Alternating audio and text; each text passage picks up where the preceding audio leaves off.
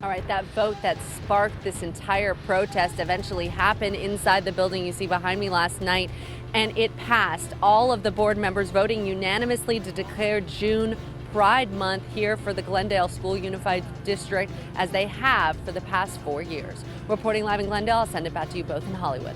Parents have to be extra vigilant in their children's education. Show up to school board meetings. Teacher, I'm in the lead, so it doesn't matter.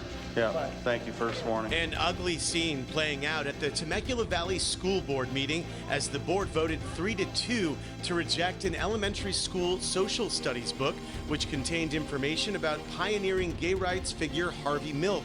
The board's president making this baseless accusation about Milk before voting to ban the book. Yeah, my question is why even mention a pedophile? He's not a child. I beg to differ. I was lost. I was there. There's so much to say about this because I feel like these things are so complicated, and so, but that is the scrutiny that has always been placed on LGBTQ people, like people of color, like people who are living on the margins, who have always been historically erased from our textbooks, our history.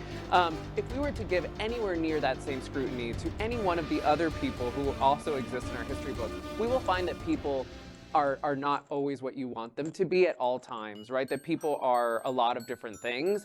Are human, right?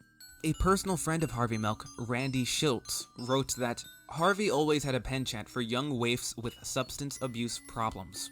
One of the victims we know of was Jack Galen McKinley, a 16-year-old runaway when the age of consent in California was 18. I encourage you to read the book by Randy Schultz entitled The Mayor of Castro Street for more information. In it, he explicitly named the 16-year-old boy as Harvey Milk's lover. Milk was 33 at the time. Years later, McKinley committed suicide. Pictures of elderly people nude, pictures of an individual who's in a wheelchair with his penis out.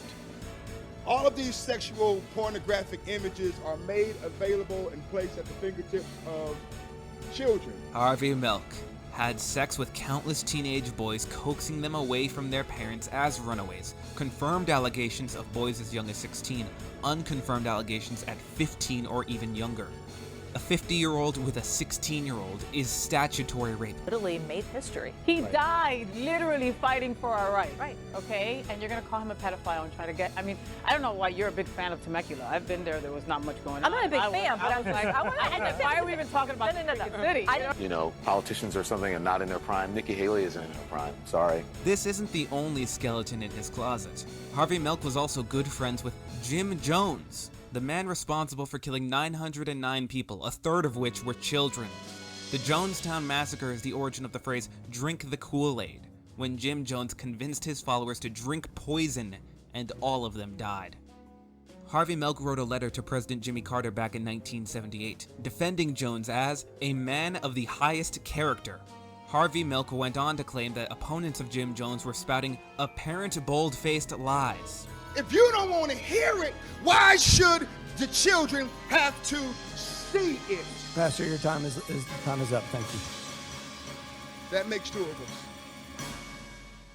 us. Pastor, thank you very much for living your faith and for calling in the show. Thank you for giving me a chance. Next. As tempers continue to flare here in Glendale. Reporting live from Air 7 HD, I'm Chris Christie. Some Republicans have become more Republican than Christian. I'm not trying to win an election. I don't get my talking points from the RNC or the DNC. I get my talking points from the Bible, from the Bible. In other words, stop being CNN. But Chris's tenure was marred by the embarrassing failure of CNN Plus, high-profile spats with anchors and mass layoffs. Yeah, I just think it's hard to reconcile any reckoning of Jesus' message with being a culture war. It just, you know, forget about live and let live. Forget about all of the different instructions that were clearly aimed at whether it's turning your cheek or 7 times 70. It was love mercy.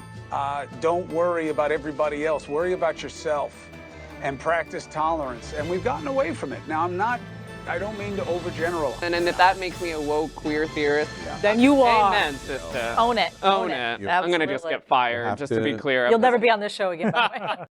Hated it.